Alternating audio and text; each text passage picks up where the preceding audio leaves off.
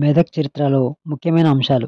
కాకతీయుల కాలంలో నిర్మించిన మెతుకు దుర్గం, మెదక్ కోట మరియు బ్రిటిష్ కాలంలో నిర్మించిన మెదక్ కేథడ్రాల్ చర్చి.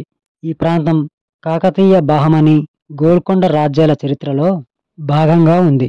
మెదక్ను మొదట కాకతీయ పాలకుడు ప్రతాపరుద్రుడు 12వ శతాబ్దంలో మెతుకు దుర్గం, వండిన అన్నం అని అర్థం వచ్చే తెలుగు పదం మెతుకు నుండి అదే పేరుతో కోటను నిర్మించారు. కాకతీయ పతనం తర్వాత ఈ ప్రాంతం బహమనీ మరియు గోల్కొండ రాజ్యాల పాలన కిందకు వచ్చింది.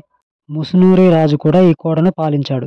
మెదక్ కేథడ్రాల్ చర్చి ఇది 1914 నుండి 1924 మధ్య నిర్మించబడింది.